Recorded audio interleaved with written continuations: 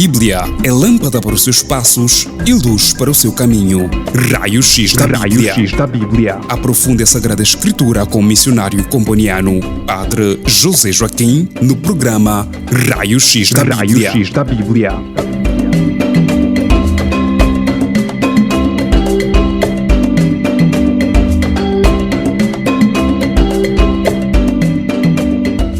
Queridos ouvintes, dou-vos as mais cordiais boas-vindas ao nosso programa de estudo bíblico Raio-X da Bíblia. Hoje vamos continuar o tema da semana passada, que era a espera do Messias. Na semana passada vimos a perspectiva do Antigo Testamento sobre este tema, da espera do Messias no Antigo Testamento. Hoje vamos abordar o mesmo tema, a espera do Messias, mas no Novo Testamento. Então é a segunda parte do nosso tema, a espera do Messias. Eu gostaria de começar com um hino de Advento, um hino litânico ao Messias. O hino intitulado Maranatá. Maranatá, que é um termo bíblico que quer dizer vem Senhor, ou o Senhor vem, né? Uma espécie de ladainhas ao Messias. Em nome do Pai, do Filho e do Espírito Santo. Amém. Ó Senhor, aleluia, vem Messias, Maranatá. Ó justiça, aleluia, mora em nós, Maranatá.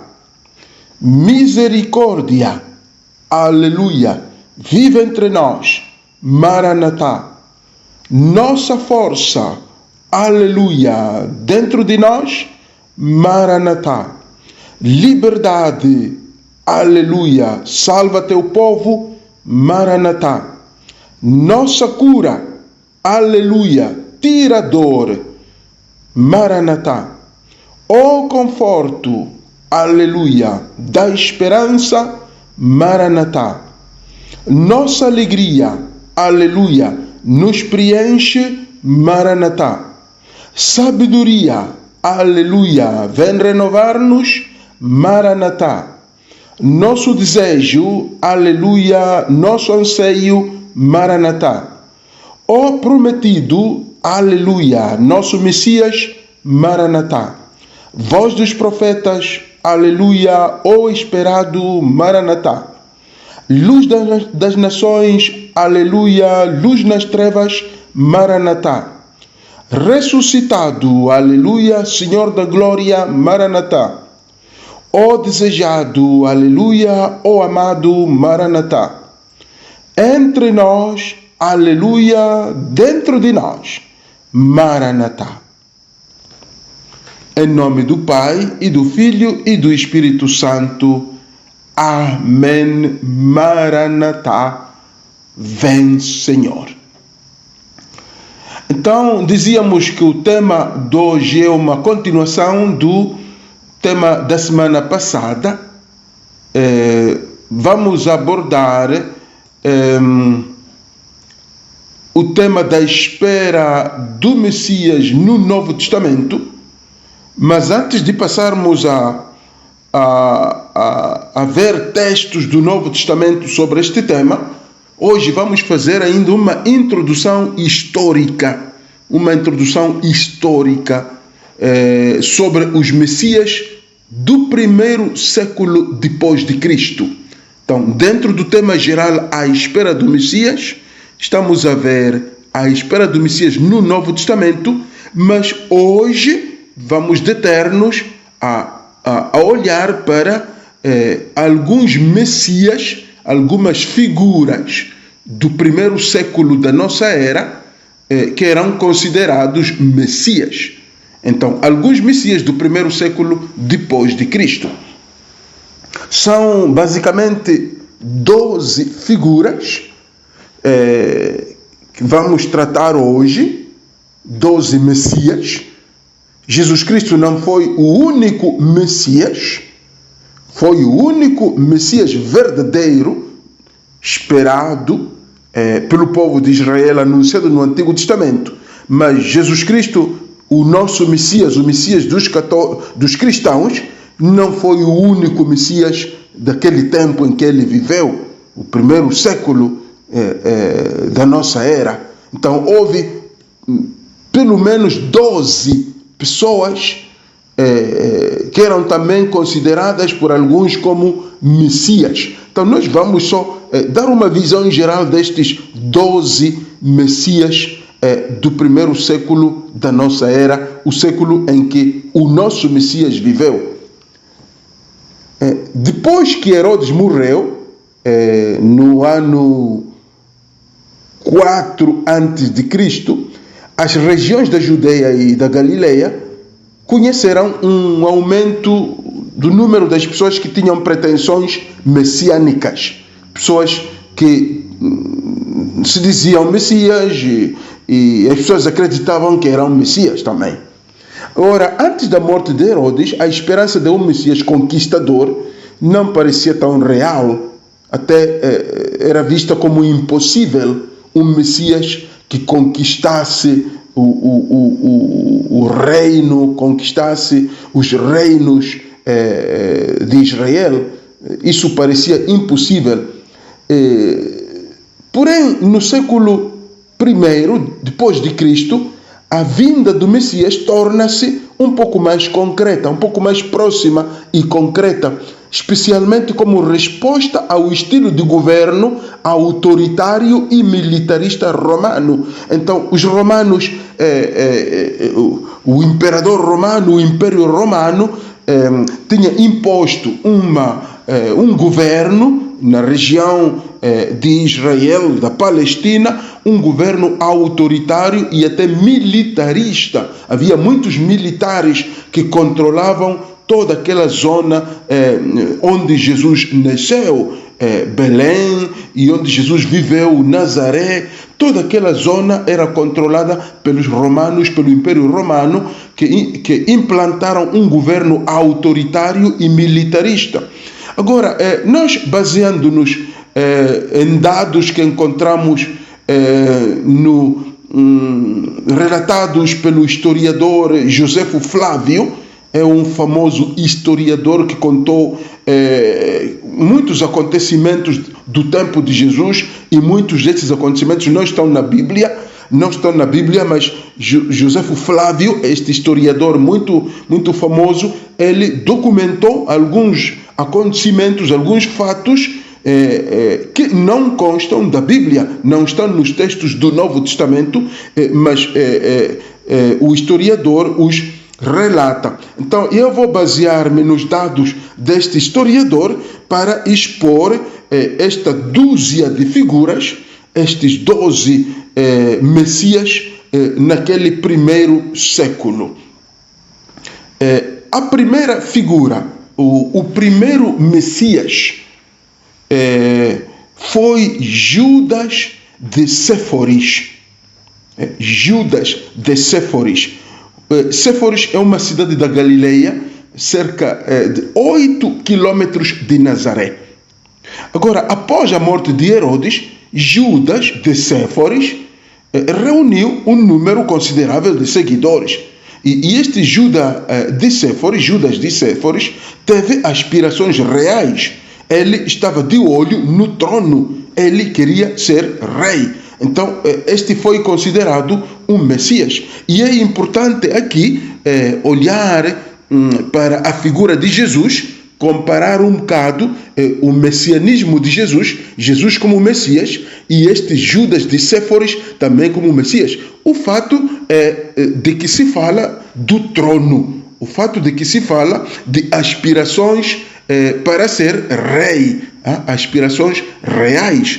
E isto, nas histórias de Jesus, está muito patente. De fato, Jesus, quando nasceu, sabemos, no tempo do rei Herodes, alguns magos vieram do Oriente a Jerusalém e perguntaram a eles: onde está o rei dos judeus? Então, Jesus Embora ele não tivesse aspirações reais, mas esta ideia de associar, isto de associar o rei ao Messias, quer dizer, o Messias como rei e o rei como Messias, já estava também presente na figura de Jesus. E aqui em Judas de Séforis, este primeiro Messias também foi associado, ou nele, digamos, ou melhor, nele, havendo aspirações reais, então encontramos esta associação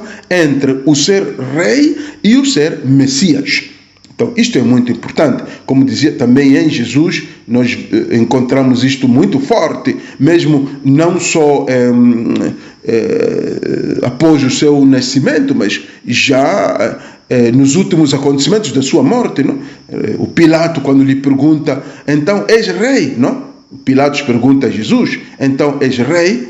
E Jesus responde, tens razão em dizer que sou rei. De fato, fui para isso que eu nasci. Eu vim para trazer a verdade ao mundo. Todos os que amam a verdade escutam a minha voz. Então, isto em João 18:37. João 18:37. Aí também Jesus, Messias, é associado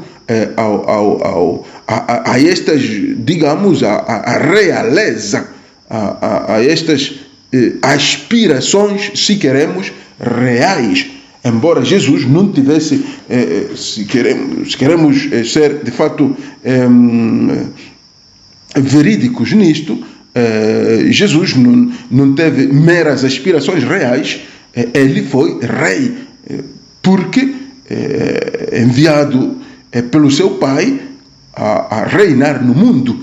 Não foram aspirações reais como de um rei que se autoproclama tal, uma pessoa que se autoproclama rei. Então é importante. Então, primeira figura, primeiro Messias foi Judas de Séforis, uma cidade da Galileia que fica a cerca de 8 quilômetros de Nazaré, onde Jesus vivia, onde a Virgem Maria e São José viviam. Então aí temos um primeiro Messias pertinho do lugar, da cidade onde vivia Maria, José e Jesus. O segundo Messias foi Simão da Pérea. Este senhor, o Simão da Pérea, colocou uma coroa na cabeça, um diadema, uma coroa na cabeça, e declarou-se rei. Com um grupo de seguidores, Simão de Pérea começou a queimar várias propriedades reais, as propriedades dos reis. Ele começou a queimá-las, incluindo o palácio de Jericó. O palácio de Jericó. Este Simão da Pérea, este Messias, Simão da Pérea, foi até queimou o palácio de Jericó. E os soldados romanos o interceptaram e o decapitaram. Então, o Simão de Pérea foi interceptado e decapitado pelos soldados romanos porque ele declarou-se rei e, apoiado por um grupo de seguidores, começou a queimar várias propriedades.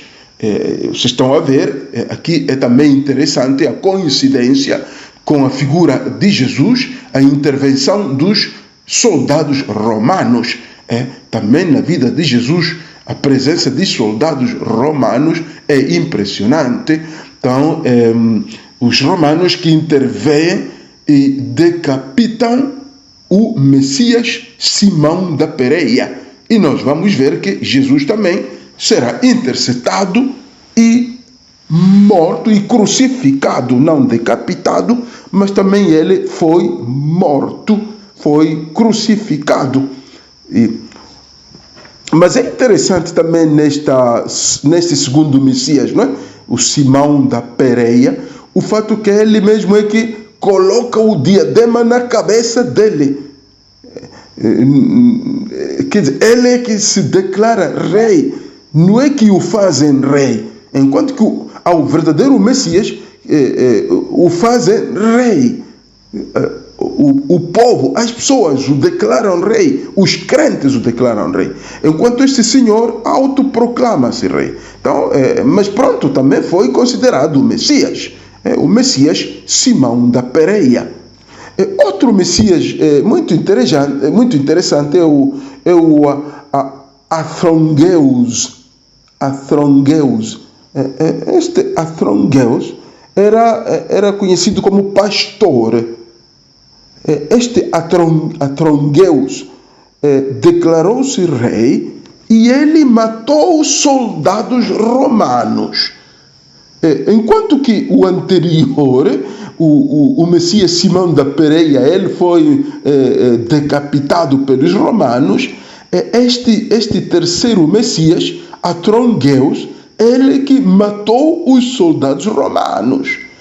Aqui a coincidência com Jesus, os acontecimentos de Jesus, encontramos em Mateus 26, 51, que não é Jesus que mata, mas é Pedro que puxa da espada e fere o empregado do sumo sacerdote, cortando-lhe a orelha. Então, esta reação agressiva do Messias ou dos seus seguidores em defesa sua, em sua própria defesa, ou os seguidores em defesa do seu Messias.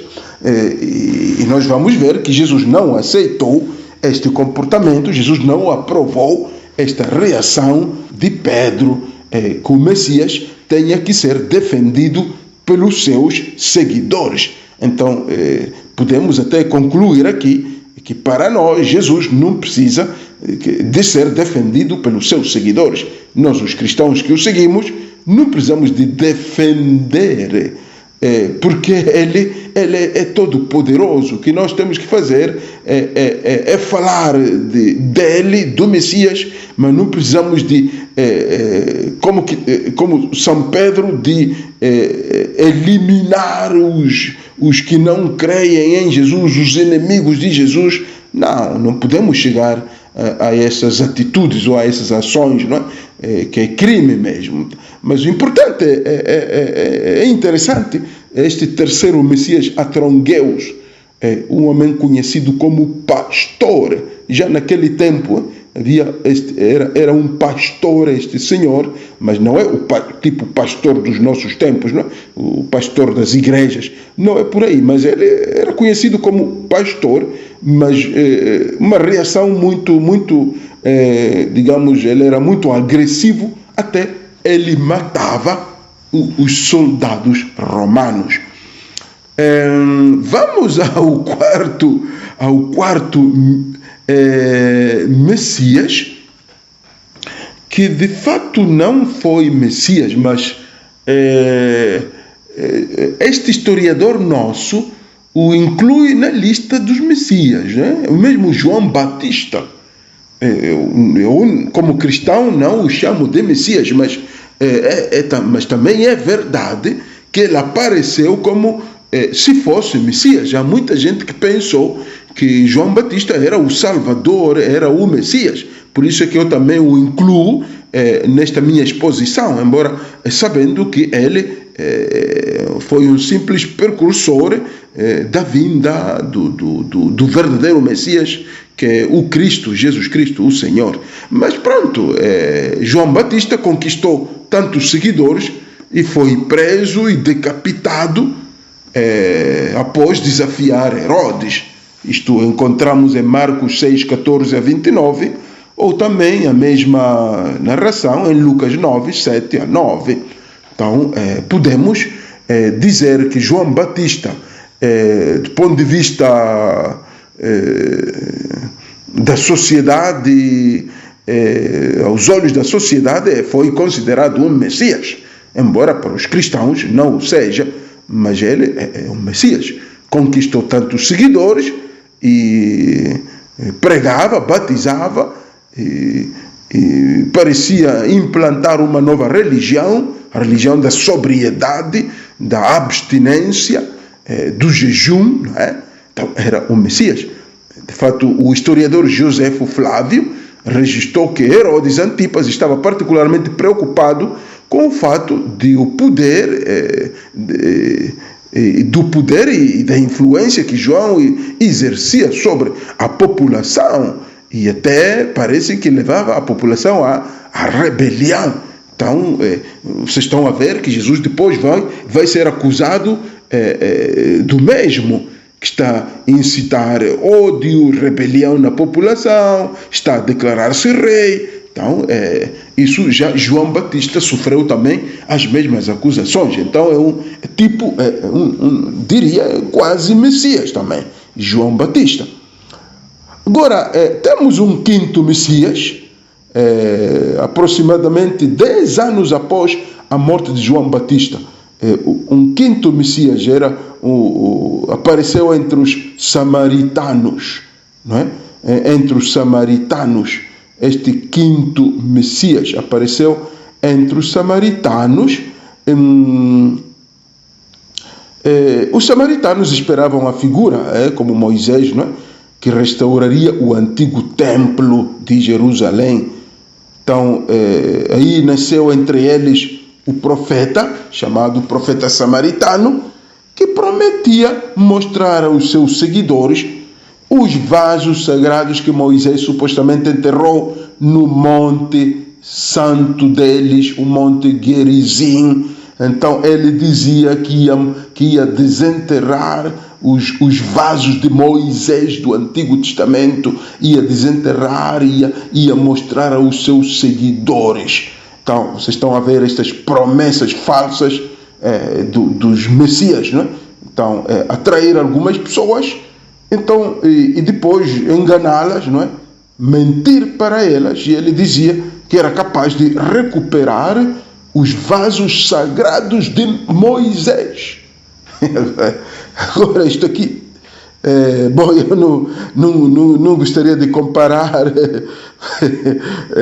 não gostaria de, de fazer menção aqui de alguns irmãos pastores, ou profetas, ou apóstolos, ou messias de hoje, fazem tanta mentira, tanta promessa, né? E já existia isso, já. Este quinto Messias samaritano já prometia encontrar os vasos de Moisés. Meu Deus, muito bem.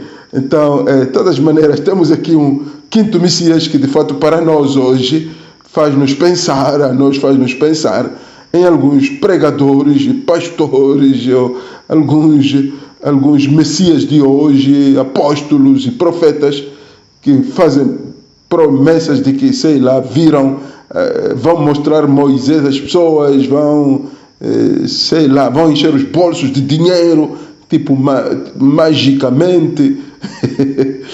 Prontos. Então, só para que saibam que essas coisas já existiam no tempo de Jesus Cristo. Vamos a uma breve pausa e voltamos dentro de instantes.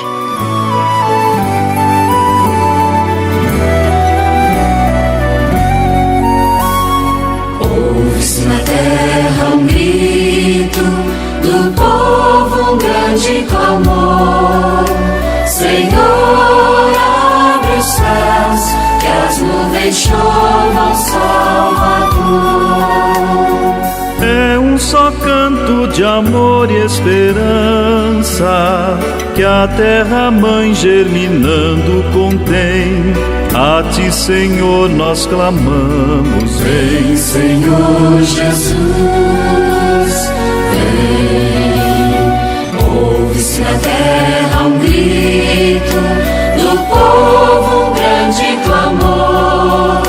Senhor, abre os céus, que as nuvens chovam Salvador.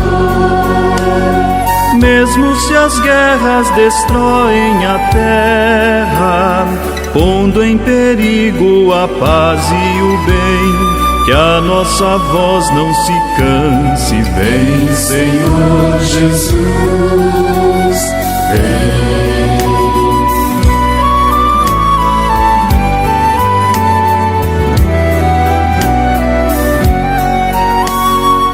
Ouve-se na terra um grito do povo,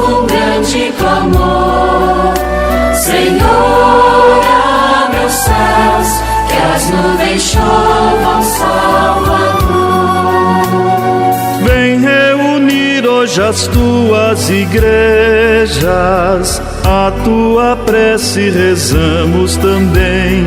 O nosso amor sempre espere. Vem, Senhor Jesus, vem. Ouve-se na terra um grito do povo, um grande clamor. Senhor, abre os céus, que as nuvens chovam, Salvador. Irmãos, sejam bem-vindos à segunda parte do nosso raio-x da Bíblia de hoje. Estamos abordando o tema da espera do Messias no Novo Testamento e hoje, especialmente,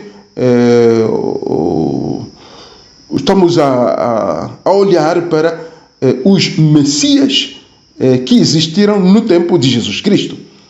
Um sexto Messias chamava-se Teudas. Este senhor supostamente realizou muitos milagres. Levava muita gente até o rio Jordão, este senhor, e realizava milagres. Este senhor ia ao rio Jordão e prometia dividir as águas como no tempo do Êxodo, que ele ia dividir as águas e passar pelo rio. Agora, vocês estão a ver, este senhor Teudas era um falso Messias. Bom, é claro, falso Messias para mim e para muitos de vós, mas talvez para alguns não era falso Messias. De todas as maneiras, temos este Teudas, que realizava muitos milagres, levava as pessoas ao rio Jordão, e lá ele dizia que ia dividir as águas em duas partes, e parece que nunca o conseguia, mas as pessoas continuavam a acreditar nele na mesma. Agora, aconteceu que um dia, antes que o grupo chegasse ao rio, as autoridades romanas os atacaram, matando muitos e decapitando Teudas. Então, depois de algumas vezes de enganar o povo, o governo daquele tempo, as autoridades romanas, atacaram o grupo, mataram muitos e decapitando o Messias Teudas. Bom, é uma atitude muito, talvez não tenhamos que fomentar esta intervenção de forças para deter grupos religiosos que enganam as pessoas, até matar o grupo, os membros do grupo, e depois decapitar o falso Messias. Eu penso que os nossos governos não precisam chegar até esse ponto, não é? Mas é verdade que talvez umas normas claras para evitar esta proliferação de falsos messias, talvez seja necessário ter algumas normas, alguma intervenção em termos de legislação do governo contra estes falsos messias. Insisto que já existiam, já Teudas foi um deles, não é? Um deles que, prometia dividir as águas como fez Josué no Antigo Testamento. Vamos ao sétimo Messias, um certo Judas de Gamala.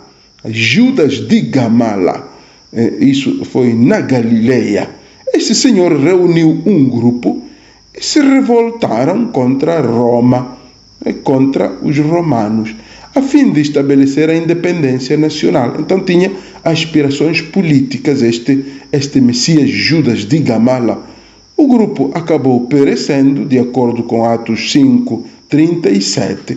Agora, Joséfo Flávio não explica o destino deste Messias Judas, mas ficamos sabendo que 2 dos seus filhos foram crucificados durante o mandato do imperador Tibério Alexandre, nos anos 46 a 48 da nossa era. Foi crucificado em consequência da rebelião que se instaurou.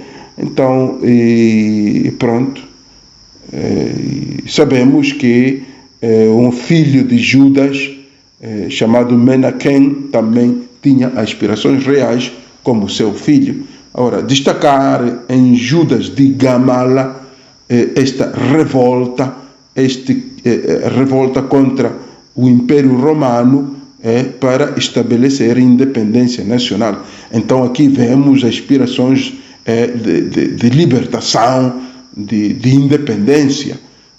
Então estava ligado a este messianismo, o ser Messias e o querer libertar um povo. Então, embora a atitude dele de matar os romanos não é de encorajar, não é de louvar, mas dentro de si, este Senhor, este Messias Judas de Gamala, aspirava pela libertação do seu povo. Isso o vemos também em Jesus Cristo. Ele não teve exército, ele não matou o imperador, não matou ninguém, mas pelo menos sabemos que ele queria a libertação do seu povo, a libertação nossa, a libertação de todos aqueles que nele cremos. Passamos para o 8º Messias, chamado de profeta egípcio. Assim era conhecido esse senhor. O nosso historiador não registra o nome, mas era conhecido como o profeta egípcio. Agora, esse senhor reúne um grande grupo no Monte das Oliveiras. E ele diz que os muros de Jerusalém cairiam sob o seu comando. E ele permitiria que a multidão entrasse na cidade. É o que ele dizia. Esse senhor vai com um grupo grande ao Monte das Oliveiras. E ele pregando, diz que ele ia derrubar os muros só com a sua pregação, que ele ia ordenar os muros da cidade. Imaginem vocês, eram muros muito altos e de betão, muito forte, de fortalezas, de pedra também. E esse senhor disse que ia abater aquele muro só com uma palavra, com um comando verbal. Então, e o povo poderia invadir a cidade onde os romanos viviam. Os romanos ouviram deste senhor, disseram: esse está maluco. Então correram para o Monte das Oliveiras e mataram-nos e prenderam mais de 600 pessoas. Que esse senhor tinha conseguido arrastar mais de 600 pessoas. Conseguiu arrastar e fazer-lhes acreditar que ele ia derrubar só com uma palavra, ia derrubar o grande muro da cidade de Jerusalém. E esse senhor, o profeta egípcio, pronto, de todas as maneiras, o que ele queria aqui, embora os seus discursos não convencessem as autoridades, mas o povo sim acreditava nele, porque ele também queria libertar, como o processo anterior, como o Messias anterior. Esse também tinha um sonho de libertar o seu povo. Por isso é que ele diz que ia destruir o muro e depois o povo todo poderia ocupar a cidade e viver como donos como donos do país, como cidadãos do país. Vamos ao 9º Messias, chamado Jesus ben Ananias. Coincidência, o Messias Jesus, filho de Maria. Este não é Jesus, filho de Maria, o nosso Senhor Jesus Cristo, mas o nome era Jesus ben Ananias. Ben quer dizer filho de, Jesus. Não é? Agora, é preciso saber que o nome Jesus também era comum no tempo de Jesus. Jesus Cristo não era a única pessoa que se chamava de Jesus. Havia muitos outros ali que eram chamados de Jesus. Então aqui, este Messias, Jesus ben Ananias, ele foi ao templo durante a festa de tabernáculos, conhecida a festa de Sukkot, de Sukkot, tabernáculos, ou tendas. Não? Agora, ele proclamava o julgamento sobre Jerusalém. Começava a citar textos sobretudo de Jeremias 7 no Antigo Testamento, não é? Chamando as pessoas covil de salteadores. Covil de salteadores. Então ele usava muitas frases condenatórias, não é? Condenava as pessoas, usava frases tipo amaldiçoando as pessoas para amaldiçoar os moradores de Jerusalém. Então ele emitia julgamento, juízo sobre Jerusalém e condenava a cidade de Jerusalém. Agora, é claro que Jesus também, antes de sua morte, aproximou-se de Jerusalém, também condenou, disse: Jerusalém, Jerusalém. Agora, tu que matas os profetas. Agora, este Messias ben Ananias usava palavras muito fortes para condenar a cidade. E o que encontramos de interessante neste Jesus ben Ananias? As referências ao Antigo Testamento, sobretudo aos textos do Antigo Testamento que são fortes. Então ele citava o Antigo Testamento. E aqui também eu não quero fazer alusão a alguns irmãos das outras igrejas que tomam textos do Antigo Testamento, textos soltos, para incutir medo nas pessoas, para amaldiçoar as pessoas e até para convencer as pessoas para darem dízimo. Então, assim era este senhor Messias, Jesus ben Ananias, do ano 62 depois de Cristo. Agora, temos o décimo Messias, Menahem, foi o filho de Judas de Gamala, entra em Jerusalém vestido de trajes reais, de rei. Este senhor Menahem, que também foi o Messias, veste-se como rei e vai entrando ele com toda a força em Jerusalém. Com um grupo armado, ele consegue matar o sumo sacerdote no templo e ocupa o quartel romano. Porém, acabou sendo capturado, arrastado para um espaço público e torturado até a morte. Mas era um Messias assim, um Messias que se vestiu em trajes de luxo como um rei e acompanhado com um grupo armado, conseguiu ter um grupo de soldados e que foram matar o sumo sacerdote. Então a ver esta oposição que existia, o Messias contra o sacerdote. E vocês vão ver também, ou vamos ver juntos, e costumamos ouvir também estas narrações do Evangelho, que Jesus criticava, se opunha aos sacerdotes, ao templo. Então, são ideias do messianismo. Assim como este Messias, claro, o Menahem, filho de Judas de Gamala, filho do outro Messias, não? O outro Messias, que era Judas de Gamala, teve um filho que lhe deu o nome de Menahem, e o Menahem também tornou-se Messias. Então ele estava muito contra os sacerdotes. De fato, foi matar o chefe dos sacerdotes no templo. Então nós vamos ver que Jesus não mata sacerdotes, mas sim fala muito mal deles, os condena. Há digamos, um ódio, Ele os enfrenta, não é? E os critica. O 11º e 12º, vamos colocar juntos aqui, os dois Messias, não é? Poucos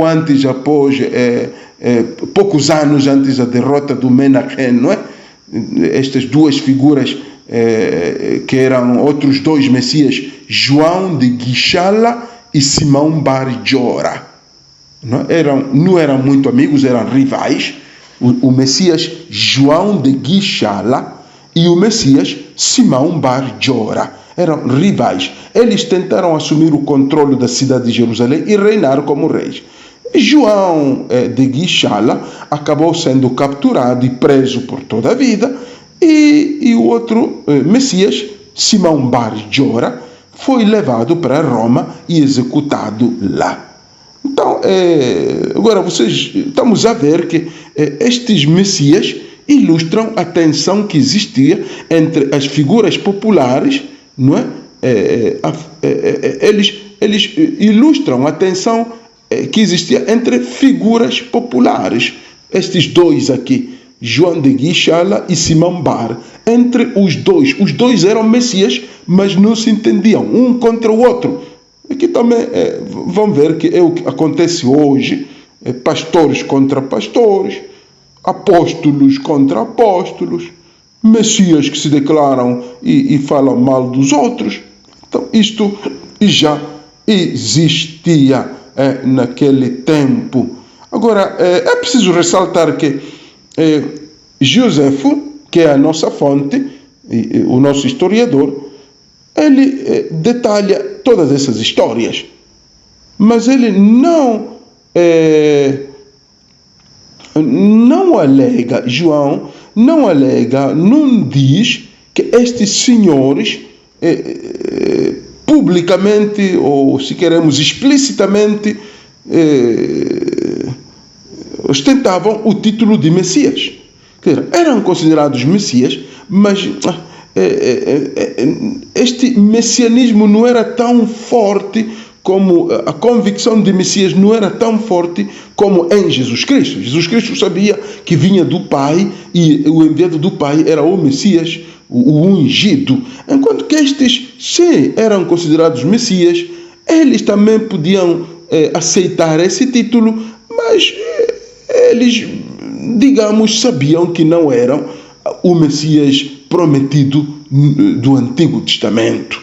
Eles não eram o Messias. Então é muito importante isso, e eu espero que também os apóstolos de hoje, os profetas de hoje, também saibam disso, que embora alguns grupos ou muitas pessoas os vejam como Messias e libertadores, mas que eles dentro de si saibam que são falsos Messias.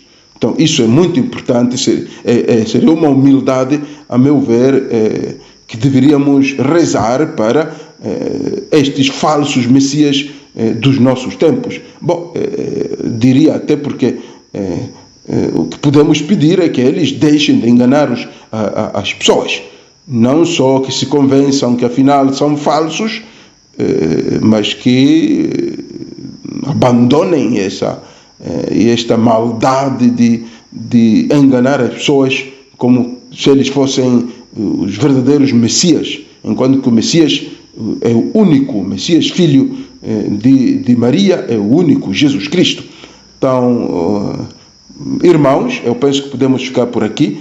Eu quis expor-vos estes 12 Messias para ajudar-vos a abrir a mente sobre o messianismo no tempo de Jesus, para que saibais que Jesus não era o único Messias, houve outros Messias, e com algumas características que até podemos encontrar em Jesus mesmo, mas que, sobretudo, o fato é interessante, a meu ver, o fato de que eles mesmos sabiam que não eram o Messias, que eles não eram verdadeiros Messias.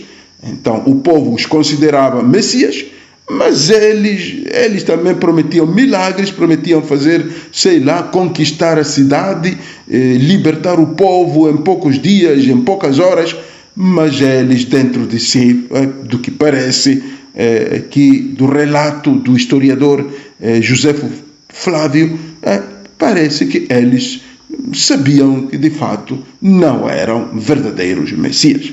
Então dizia, vamos rezar para que os falsos Messias de hoje também reconheçam isso publicamente e abandonem a mentira, abandonem este estar a enganar as pessoas só para, às vezes, tirar-lhes o dinheiro ou fundar um grupo para ser famoso. Então, peçamos para que o verdadeiro Messias Jesus Cristo perdoe os seus pecados e porque não sabem o que fazem. Então, como dizia, podemos ficar por aqui e para a semana vamos continuar a terceira parte, à espera do Messias, mas no Novo Testamento, então vendo alguns textos, examinando alguns textos do Novo Testamento já concernentes ou relativamente à figura do Messias Jesus Cristo. Então, obrigado pela atenção, até para a semana. Em nome do Pai, do Filho e do Espírito Santo. Amém.